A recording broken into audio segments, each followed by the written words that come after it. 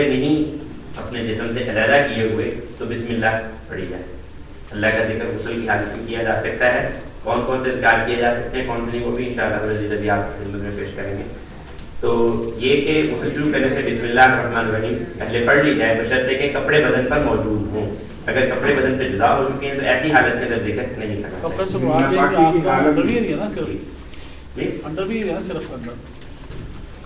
پورے کپڑے تو نہیں. ہاں کپڑے سے مراد ہے یعنی مرد کے لیے ناف سے لے کر گھٹنوں کے نیچے تک ہے. جی آپ فرما رہے ہیں.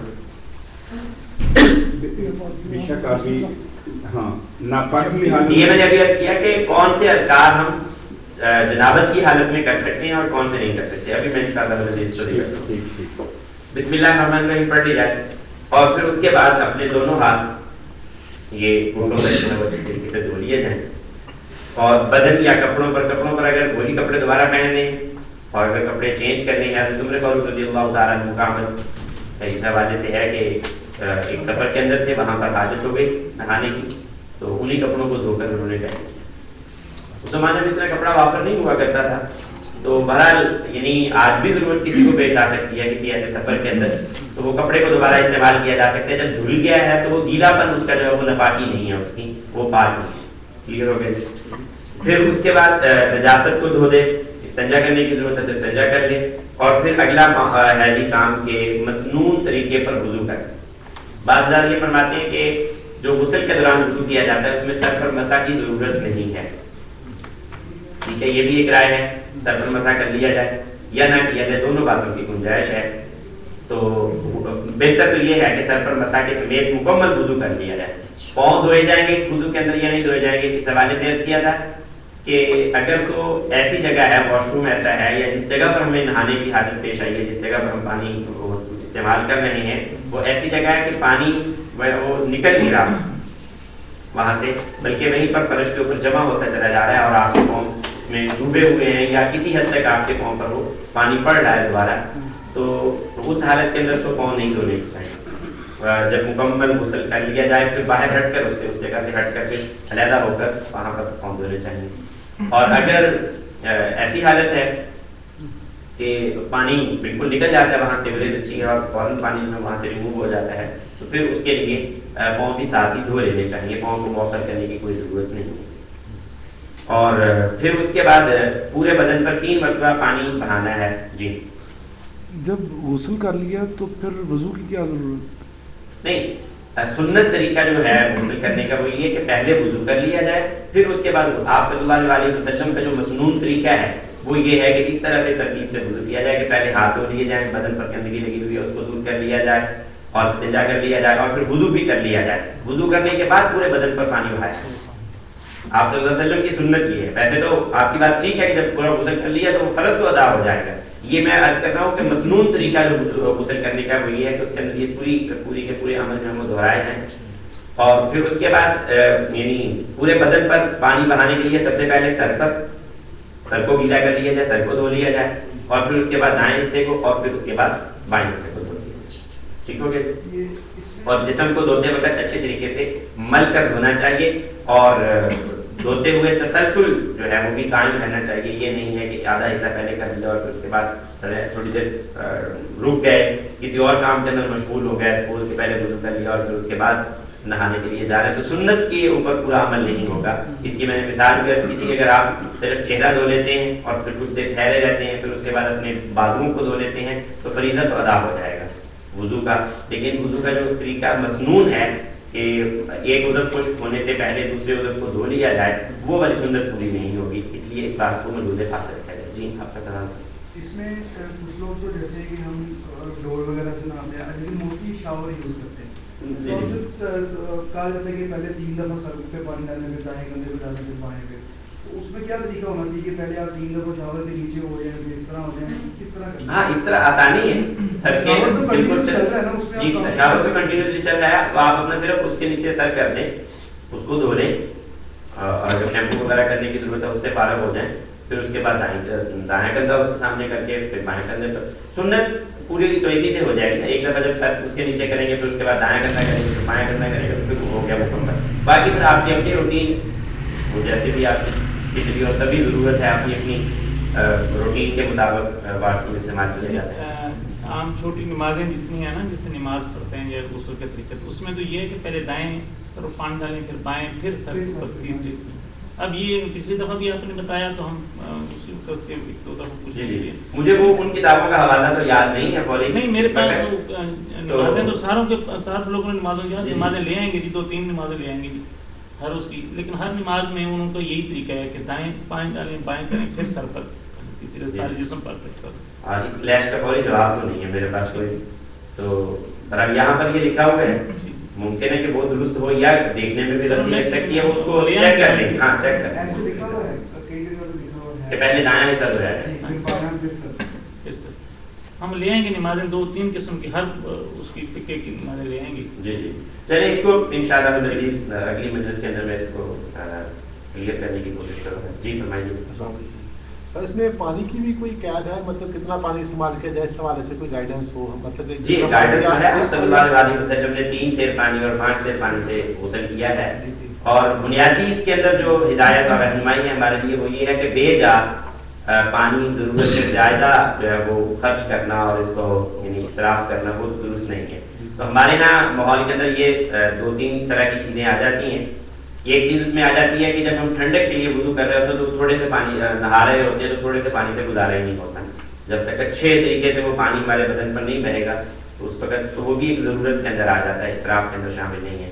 ایسے ہی یعنی لمبے سفر سے واپس آئے ہیں، کچھ دن گزر چکے ہیں نہائے ہوئے، تو اب ظاہر بات ہے کہ اس کو ایک دفعہ صابن کے ساتھ بھی وہ بندے کی وہ سیٹسفیکشن نہیں ہوتی، تو اس کے لیے 2 دفعہ 3 دفعہ کی بھی ضرورت پڑ سکتی ہے، اس کی بھی گنجائش ہے.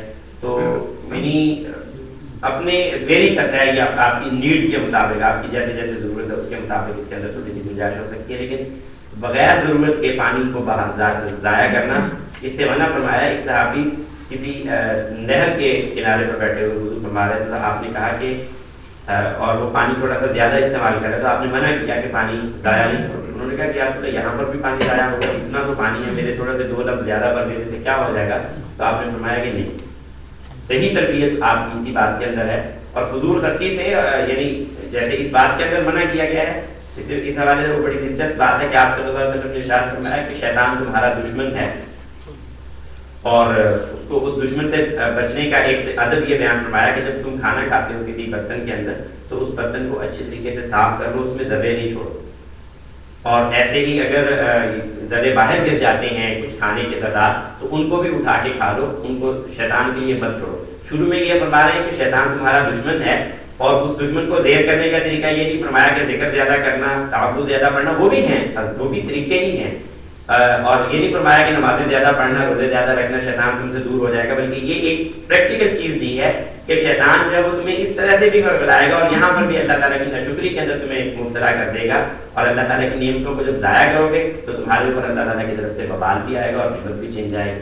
تو جیسے وہ کھانے کے آداب میں ہے ایسے ہی وضو اور غسل کے آداب کے اندر یہ بات شامل ہے کہ اس کے اندر پانی ضرورت سے زائد نہ خرچ کیا جائے. جی آپ نے وہ اسراف کی بات کی کہ وہ نہیں ہونا چاہیے، لیکن عموماً ہوتا اس طرح کے شاور جو یوز کرتے ہیں وہ دیکھا جائے تو وہ واقعی مطلب پانی کا ضیاع ہی ہے، مطلب مصنوع نہیں کہا جاتا، اس کو بالٹی رکھ کے ہی نہانا مصنوع کہا جاتا ہے. تو وہ شاور جو ہے کیا وہ اسراف میں آتا ہے؟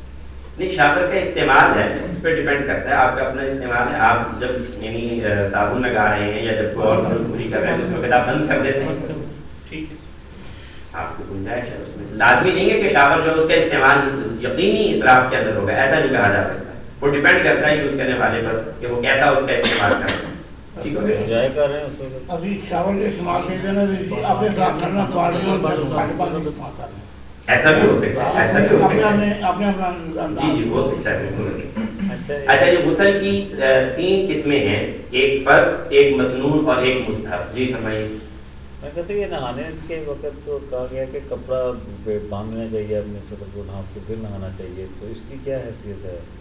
مستحب عمل ہے کہ اپنے ننگیز کو خلوت کے اندر اپنے آپ سے بھی چھپایا جائے، اپنے ننگیز کو خلوت میں اپنے آپ سے بھی اس کو ڈھانپا جائے. یہ یعنی بہت اعلیٰ درجے کا ادب ہے. لیکن اگر کوئی یعنی بغیر کپڑوں کے بھی نہا لیتا تو وہ خلاف ادب ہوگا، زیادہ سے زیادہ اس میں کراہت بھی نہیں اس کو سمجھی جاتی، کیونکہ بعض مواقع پر اس طرح کا نہانا ثابت ہے. تو اس حوالے سے یعنی بہتر تو یہی ہے کہ انسان جو ہے وہ اپنے آپ کو جتنا چھپا کر رکھے گا اتنی ہی اس کے اندر حیا زیادہ پروان چڑھے گی.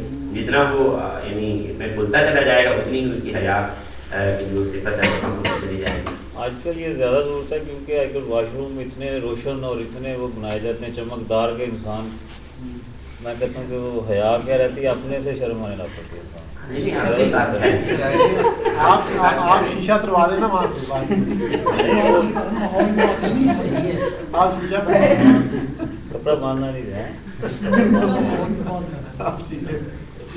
بہرحال جی فرض غسل جب انسان کو نہانے کی عادت ہو جاتی ہے، دو چیزیں اس میں، ایک مینسز اور ایک ڈلیوری بلیڈنگ، دو چیزیں یہ آ جاتی ہیں، اور تیسرا جو ہے وہ انٹرکورس یا اسلام کی جو حالت ہوتی ہے اس کی وجہ سے ہوتا ہے. تو ان تین مواقعوں پر غسل جو ہے وہ فرض ہو جاتا ہے انسان کا. اور ایسے ہی میت کو غسل دینا زندوں پر بھی فرض ہے.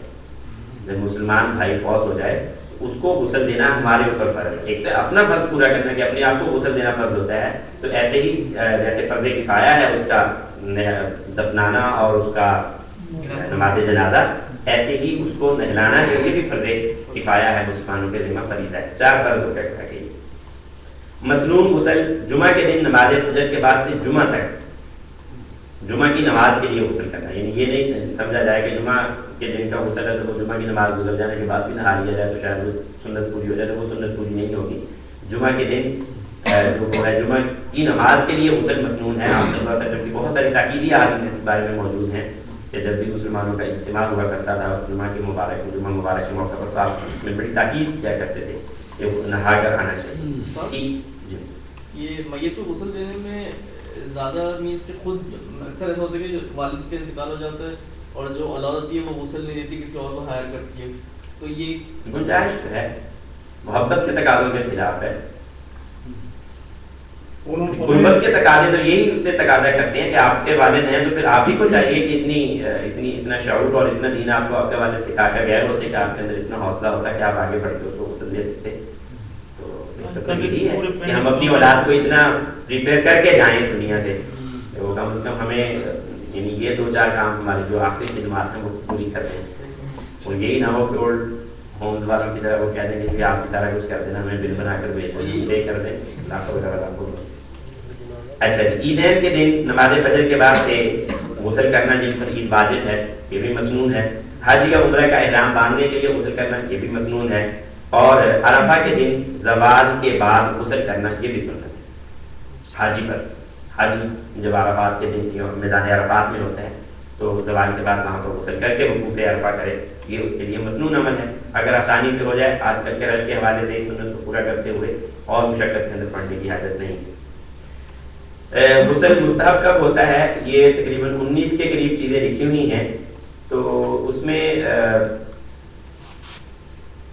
کسی محفل میں جانے کے لیے غسل کرنا مستحب ہے. کسی گناہ سے توبہ کرنے کے لیے بھی غسل کر لینا کوئی بہت بڑا گناہ ہو گیا ہے تو بجائے اس کے وضو کر کے اللہ تعالیٰ کے حضور یعنی توبہ کے لیے معافی کے لیے کھڑا ہو جائے، بہتر ہے کہ غسل کر کے اللہ کے سامنے کھڑے ہو جائیں.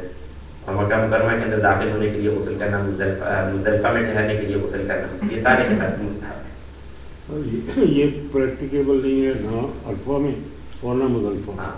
وہاں تو یہ کہ وضو کرنا جو ہے نا 2-2 گھنٹے قطار. میں وہی عرض کر دیا کہ اتنے رش کی وجہ سے مشقت میں پڑھنے کی ضرورت نہیں ہے کہ آپ ایک سنت پورے کرتے ہوئے اپنے بھی بہت ساری عبادت کا وقت ضائع کر بیٹھیں اور دوسروں کے لیے بھی جو ہے نا وہ ایک مشقت کے اندر مبتلا کرنے کا ذریعہ بن جائے. جتنا رش ہوتا ہے اس حوالے سے گنجائش ایک سنت عمل ہے، اگر پورا کر سکتے ہیں آسانی سے تو فابلہ، نہیں تو بات نہیں. اچھا جی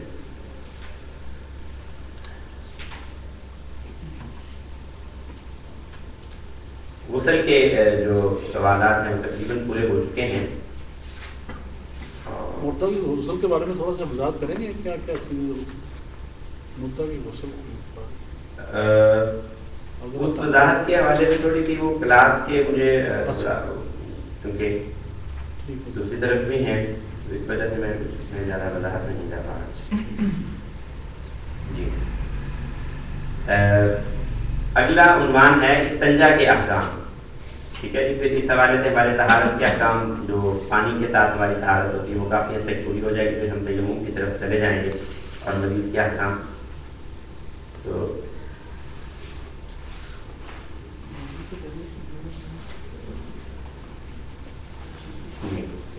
پہلے بسم اللہ واجب ہے؟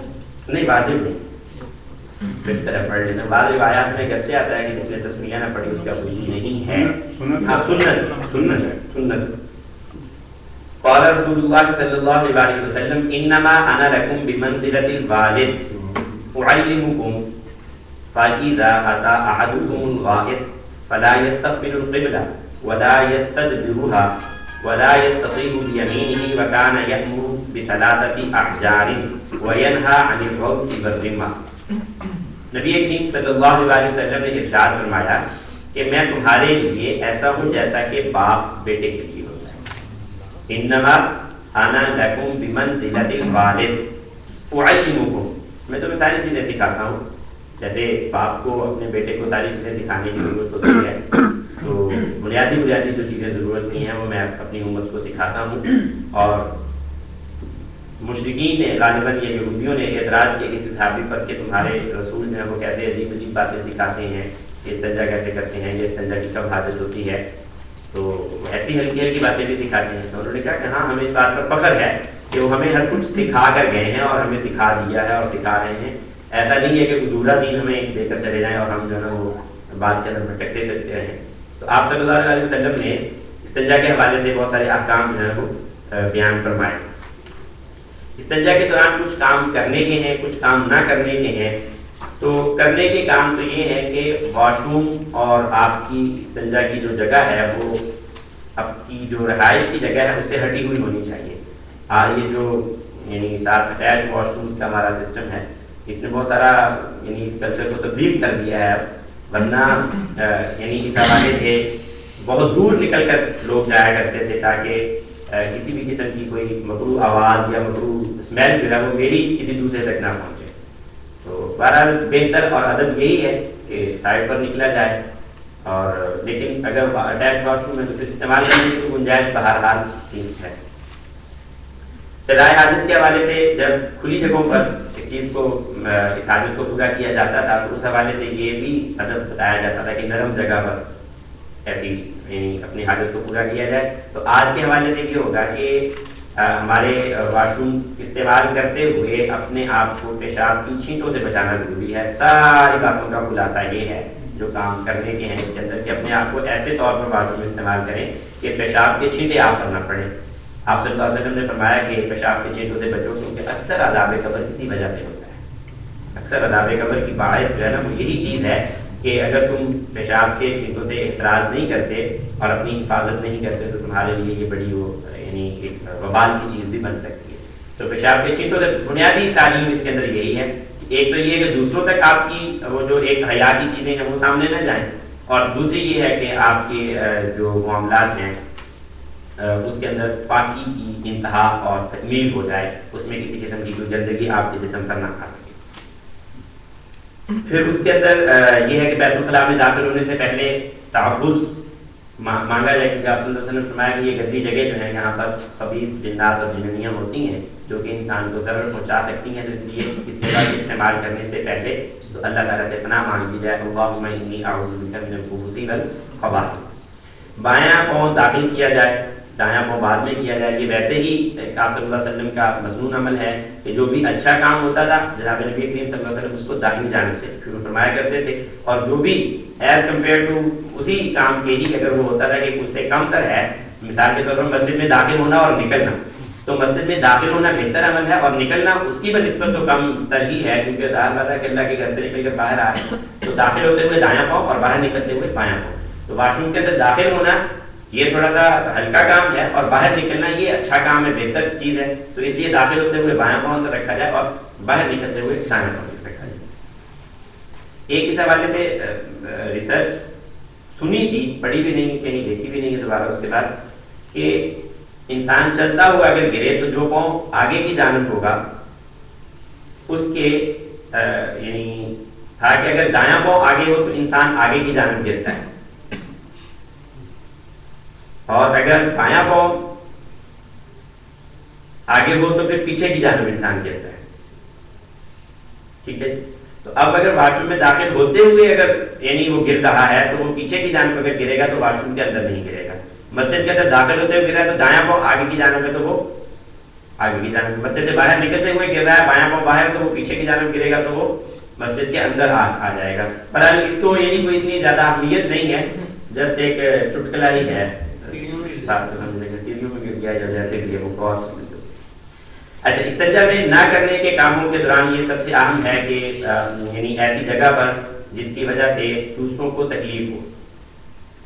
تو آج ایسا تو نہیں ہے کہ ہم واش روم جو ہے نا وہ کھلے عام استعمال کرتے ہوں جس کی وجہ سے کسی کو تکلیف ہوتی ہو, لیکن اپنا ہی واش روم استعمال کرنے کے بعد اس کو ایسی حالت میں چھوڑنا کہ جس کی وجہ سے نئے آنے والے کو اس میں تکلیف ہو, یہ بھی یقیناً استنجا کے مکروہات کے اندر اور نہ کرنے والے کاموں میں شامل ہوگا. اور بالخصوص اس کے اندر جو سب سے اہم چیز ہوتی ہے وہ اگر واش روم کا جوتا ہے تو اس کو صحیح طریقے سے سلیقے کے ساتھ رکھنے کی کوئی ترتیب, اگر کسی کے واش روم کو استعمال کریں تو پھر تو بہت ہی ملوث خاطر رکھنے کی چیز ہوتی ہے.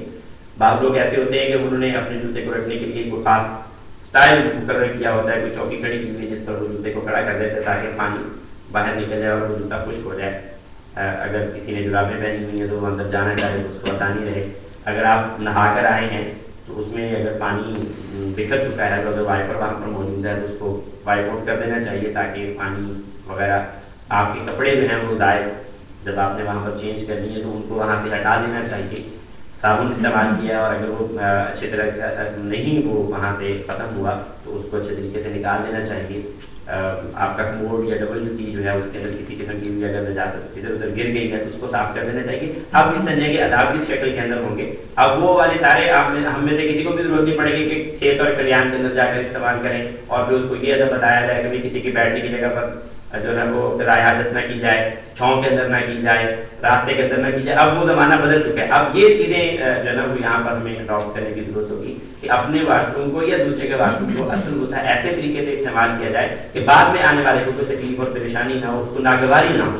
بنیادی طور پر ناگواری سے منع کیا گیا ہے یہاں پر. اور ایسے ہی واش روم کو استعمال کرتے ہوئے کوئی ایسی شکل یعنی کر لینا جس کی وجہ سے انسان خود کو کوئی تکلیف پہنچ رہی ہے. پہلے زمانے کے حوالے سے تو یہ کہ کسی سوراخ کے اندر اگر آپ رائے حاجت کرتے ہیں تو ظاہر بات ہے کہ اس کے اندر کوئی کیڑا کوئی اور کسی کو جاندار رہ سکتا ہے رہ ہوگا تو اس کو بھی تکلیف پہنچے گی اور وہ یعنی آپ پر بھی الٹیمیٹلی اٹیک کر سکتا ہے, آپ کو بھی تکلیف پہنچا سکتا ہے. اس سے بچا جائے تو گھر کے واش روم کے اندر بھی اسی طرح سے اگر آپ دیکھتے ہیں واش روم میں جا رہے ہیں کچھ چھپکلی وپکلی اس طرح کا کوئی معاملہ ہے تو اس حالت میں اگر آپ کو ڈر زیادہ لگتا ہے تو اس کو بگا لیں پہلے اچھی طریقے سے. ایسا نہ ہو کہ جب آپ بیٹھ جائیں تو پھر وہ بھی آپ کی طرف آنا شروع آپ کے شامل ہے. جی جی عام طور پہ ٹڈیاں ہوتی ہیں. ہاں ٹڈیاں ہوتی ہیں اور لال بیگ نکل آتا ہے ایسا ہوگا. ان کو بہا دینا چاہیے پانی کے ساتھ. ہاں ان کو بہا دینا چاہیے, گنجائش تو ہے ان کو ختم کرنے کی. اچھا جی, استنجا کے مکروہات ہیں. استنجا کے دوران کوئی بھی ذکر کرنا, تلاوت کرنا مکروہ ہے. استنجا کرنے کے دوران قبلہ کی طرف منہ کر کے بیٹھنا یا پشت کر کے بیٹھنا, بات وہ کہا یہ فرماتی ہے کہ یہ اس وقت ہے جب انسان دیواروں سے باہر کھلے میدان کے اندر ہو. لیکن زیادہ بہتر یہی ہے کہ آپ اپنا واش روم بنوا رہے ہیں تو اس کے اندر یہ بہت چیز احتیاط رکھی جائے کہ وہ قبلہ نہ ہو اس کی ڈائریکشن, جیسے یہ قبلہ کی رخ ہے نہ اس کی طرف منہ آئے نہ اس کی طرف پشت آئے, اور اس کی ڈائریکشن جو ہے وہ بنائی جائے. سورج اور چاند کی طرف رخ کر کے یعنی بیٹھنا کھلی فضا کے اندر یہ بھی ناپسندیدہ اور مکروہ چیز ہے کیونکہ یہ اللہ تعالیٰ کی بڑی نشانیوں میں سے ہیں, اللہ تعالیٰ کی بڑی نعمتوں میں سے ہیں, تو ان کی بھی ایک بے ادبی ہے. کھڑے ہوئے پانی کے اندر بول و براز کر دینا بالخصوص آج کے دور کی جو ضرورت ہے اس حوالے سے سوئمنگ پول کے اندر لڑکے نہانے جاتے ہیں تو بہت ہی بری بات ہے, بہت ہی بری بات ہے کہ اگر وہاں پر ایسی کوئی حرکت کر دی جائے کون سے کسی کو پتہ چلے گا. لیکن بہرحال شریعت جو ہے ہمیں یہ بتا دیا کہ یہ ایسی بے ادبی ہے کہ جس سے بچنا بہت ضروری ہے. ٹھیک ہے جی. اور ایسے ہی غسل خانہ کے اندر جو نہانے کی جگہ ہے وہاں پر نہاتے ہوئے پیشاب کرنا جو ہے وہ درست نہیں ہے کیونکہ اس سے انسان کو وسوسوں کی بیماری بھی لگ جاتی ہے, انسان وسوسوں کا شکار ہو جاتا ہے. تو ایسی یعنی اگر آپ بھی جاتا ہے تو آپ جو آپ کے سائڈ میں جو دوسری چیز جگہ بنی ہوئی ہے استعمال کرنے کی اس کو استعمال کیا ہے. اچھا جی, داہنے ہاتھ سے استنجا کرنا یہ بھی مکروہ ہے, دایاں ہاتھ بالکل استعمال نہیں کرنا چاہیے. بغیر گزر کے کھڑے ہو کر پیشاب کرنا یہ بھی درست نہیں ہے. آج کل ہماری ایک ضرورت بن گئی ہے اور اس کو انہوں نے یعنی استعمال کرنے کا طریقہ بھی اب تو آ چکا ہے, وہ باؤل لگے ہوئے ہوتے ہیں جو والز پہ. تو بہرحال اگر عذر نہیں ہے آپ اپنے ٹراؤزر کو استعمال کر سکتے ہیں جا کر کموڈ پر، تو بہتر ہے کہ وہاں جا کر استعمال کریں، کھڑے ہو کے پیشاب نہ کریں. لیکن اس میں زیادہ سے زیادہ یہی ایک حاجت نظر آتی ہے کہ ہم نے وہ پینٹ پہنی ہوئی ہے، ٹراؤزر ایسا پہنا ہوا ہے جو ہمیں بیٹھنے کے لیے مشکل پیش کر آتی ہے اس کی وجہ سے. تو اگر بہت زیادہ پریشانی ہے تو پھر تو کھڑے ہو کے کیا جائے، ورنہ یہ مکروہ ہے. آپ صلی اللہ علیہ وسلم بنا پسندیدہ ہم میں سے آپ صلی اللہ علیہ وسلم نے ضرورت کی بنا پر کیا بھی ہے، تو اس سے بچنا چاہیے. جی یوزلی دیکھا جاتا ہے کہ پبلک آپ واش روم میں جائیں تو کموڈ ہو تو وہ صاف کم ہی ہوتا ہے، تو اس صورت میں تو وہ زیادہ بہتر نہیں ہے کہ وہ کھڑے ہو کے کر لیا جائے بجائے اس کے کہ وہ آپ یہ عذر میں آ گیا، میرا خیال میں یہ عذر میں آ گیا. اس میں ایگزامشن ملنا چاہیے کہ وہ ظاہر بات ہے کہ کموڈ پر جائیں گے تو وہاں پر زیادہ پریشانی آ رہی ہوتی ہے اور یہاں پر. اچھا جی، استنجا ضروری کب ہوتا ہے؟ یہ ایک بڑی اہم بات ہے یہاں پر کہ استنجا ہر حالت میں فرض نہیں ہوتا. فرض ہوتا ہے بسا اوقات واجب ہوتا ہے، سنت ہوتا ہے، مستحب ہوتا ہے. بعض لوگوں نے بدعت بھی لکھا ہے کہ بدعت بھی ہوتا ہے کہ یعنی صرف ہوا خارج ہوئی اور پھر وضو کرنے سے پہلے بسا اوقات یہ مسئلہ بنا ہوا ہے لوگوں کے اندر کہ اگر واش روم کے یعنی حاجت نہیں بھی ہے تب بھی استنجا کر کے وضو کر کے نماز پڑھی جائے. تو اگر وہ واضح طور پر آپ کو یقین ہے کہ کوئی ایسی خرابی نہیں ہوئی جس کی وجہ سے استنجا کرنے کی ضرورت ہے، کرنے کی حاجت نہیں ہے. اچھا جی، تو فرض کب ہوتا ہے؟ تو اگر تو نجاست جو ہے وہ اپنے اصل مقام سے ہٹ کر ادھر ادھر پھیل گئی ہے تو پھر اس کو صاف کرنا ضروری ہے، یہی فرض ہے. اس کو ایسا سمجھ لیا جائے کہ اگر تھوڑا سا پیٹ لوز ہو تو اس حالت میں انسان واش روم استعمال کرتا ہے. اور ایک یہ ہوتا ہے کہ انسان کا پیٹ اتنا لوز نہیں ہوتا بسا اوقات، بلکہ زیادہ اگر یعنی کسی قبض کی اور کانسٹیپیشن کی تھوڑی سی شکایت ہوئی ہو تو اس حوالے سے اور طرح کی نوعیت ہوتی ہے انسان کی، اور اس حوالے سے اور طرح کی نوعیت ہوتی ہے. تو جب لوز ہوتا ہے تو اس وقت یقیناً انسان کے جو مخرج ہے وہاں پر گندگی ادھر ادھر پھیل جاتی ہے. اگر گندگی ادھر ادھر پھیل چکی ہے تو پھر اس صورت کے اندر استنجا کرنا فرض ہوگا. پھیلنے کی مقدار یہ طے کی گئی ہے کہ 1 درہم کی مقدار، یہ ہتھیلی کی جو درمیانی حصہ ہے، اس سے زیادہ اگر نجاست جو ہے وہ مخرج سے نکل کر پھیل چکی ہے تو پھر اس صورت میں استنجا کرنا فرض ہے. اس سے زیادہ ہے اگر تو، اور اگر اس کے برابر ہے یا اس سے کم ہے تو پھر واجب ہے. اور اگر بالکل بھی نجاست جو ہے وہ باہر نکل کر پھیلی ہوئی نہیں ہے تو پھر اس صورت کے اندر صرف اس کو کیا کہتے ہیں استنجا کرنا اس وقت سنت ہوگا. استنجا کرنا اس وقت سنت ہوگا. اچھا، جس شکل کے اندر فرض ہے اس شکل کے اندر اس کو پانی سے دھونا بھی ضروری ہوگا. جب واجب ہے تو اس وقت اس کو اگر یعنی ڈھیلے کے ساتھ یا ٹیشو پیپر کے ساتھ صاف کر لیا جائے تو وہ کافی ہو جائے گا. اور جس حالت میں سنت ہے اس حالت میں یعنی پانی استعمال کر لینا افضل اور اعلیٰ عمل ہے. انصار کے حوالے سے سورہ توبہ کے اندر جو آیات آتی ہیں کہ ان اللہ یحب المطہرین، کہ ان کے ساتھ وہ حب کا وعدہ اللہ تعالیٰ نے فرمایا کہ اللہ تعالیٰ ان کو پسند فرماتے ہیں. تو اللہ تعالیٰ کی طرف سے جب ان کو یہ لائق ملا تو آپ صلی اللہ علیہ وسلم نے یعنی پوچھا صحابہ انصار سے کہ تمہارا کون سا خاص عمل ہے جس کی وجہ سے تمہاری شان میں یہ آیت نازل ہوئی ہے؟ تو انہوں نے کہا کہ ہم ڈھیلے کے ساتھ بھی استنجا کرتے ہیں، ٹیشو پیپر کے ساتھ بھی، اور پھر اس کے بعد پانی بھی استعمال کرتے ہیں. ورنہ اس سے پہلے رواج یہ نہیں تھا.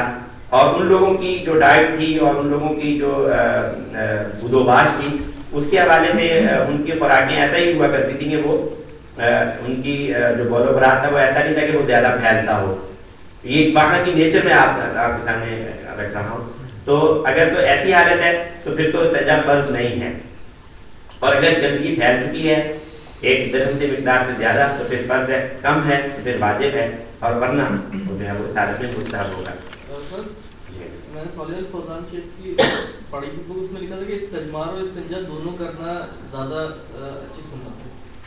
یہی میں عرض کرنا چاہ رہا ہوں. استنجا سے مراد یعنی استجمار کا معنی ہوتا ہے کہ پتھر کو استعمال کرنا یا ٹیشو پیپر کو استعمال کرنا، اور استنجا کا معنی انہوں نے لیا ہے پانی سے دھونا. تو دونوں چیزیں ہی زیادہ بہتر ہیں. وہی میں عرض کر رہا ہوں انصار کا بھی یہی معاملہ تھا کہ وہ دونوں چیزیں کیا کرتے تھے، استجمار اور استنجا دونوں چیزیں ان کے ہاں پائی جاتی تھی. اسی وجہ سے آپ صلی اللہ علیہ وسلم نے فرمایا کہ تم لوگوں کی تعریف کی گئی ہے. تو میرا خیال ہے کہ یہ کلیئر ہو گیا ہوگا. پہلے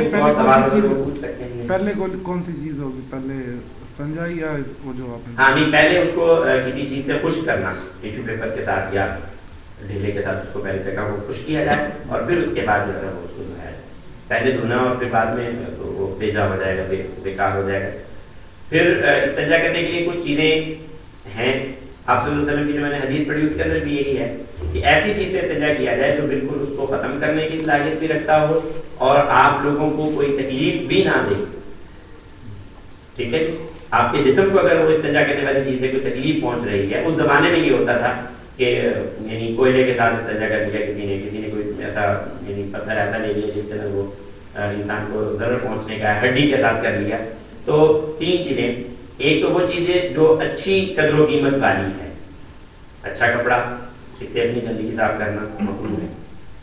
صاف ستھرا کپڑا جو ہے اس سے کوئی بھی اپنی گندگی استعمال کرنا یہ ناپسندیدہ کام ہے. اگرچہ اس کو دھو کر آپ استعمال بھی کر سکتے ہیں لیکن ناپسندیدہ کام ہے. اور استنجا بھی اسی کے اندر آ جائے گا. اور ایسے ہی کھانے کی چیز اگر کوئی ہے یا وہ انسانوں کی خوراک ہے یا کسی اور چیز کی خوراک ہے, جیسے ہڈیوں کے بارے میں آتا ہے کہ وہ جنوں کی خوراک ہے, تو اس حوالے سے ایسی چیز کو استعمال کرنا. اور ایسی چیز کو استعمال کرنا جس میں انسان کو کوئی ضرر پہنچنے کا اندیشہ ہے, کوئی تکلیف ہو جانے کا باعث بن سکتی ہے وہ چیز, تو اس سے بھی استنجا کرنا جو ہے وہ نامناسب. تو یہ میرا خیال ہے کہ استنجا کا. جی آپ کا سوال ہے. غسل کے حوالے سے ایک چیز کی وضاحت فرما دیں کہ سم ٹائم ہوتا ہے کہ بندہ غسل کر رہا ہوتا ہے تو نارملی کچھ نہیں پہنا ہوتا, جیسے ہمارے واش روم ہر طرف سے کلوز ہوتے ہیں تو اس میں گنجائش ہے. تو الحمدللہ مساجد بھی تقریباً ہر جگہ ہی ہوتی ہیں. تو سم ٹائم ایسا ہوتا ہے کہ بندہ غسل کر رہا ہوتا ہے اور اذان ہو رہی ہوتی ہے. اب اس اذان کا جواب کیا غسل سے فارغ ہونے کے بعد جواب یا دیا جائے یا نہ دیا جائے, دونوں چیزیں ہوں گی یا دینا واجب ہوگا؟ مطلب اذان کا جواب تو دینا ویسے ہی واجب ہے.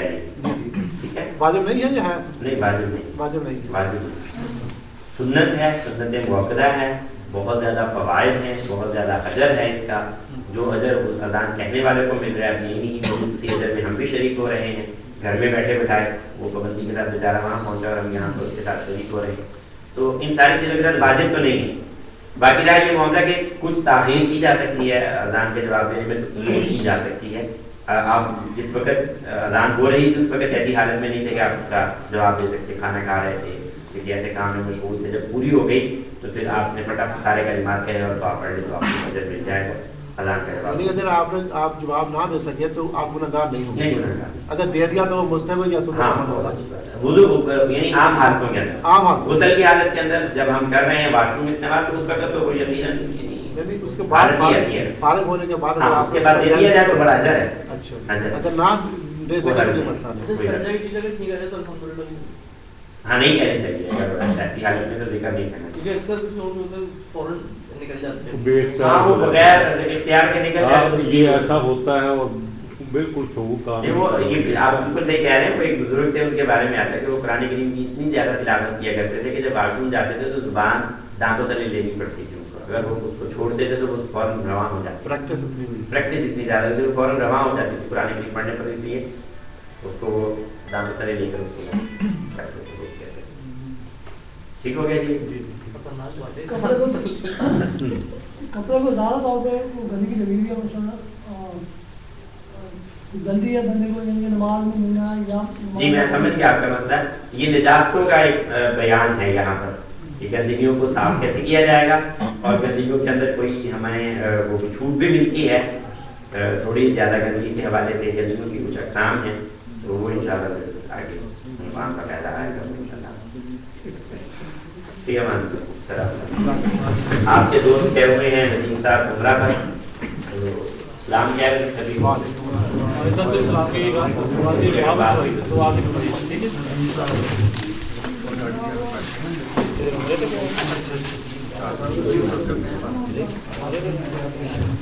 سلام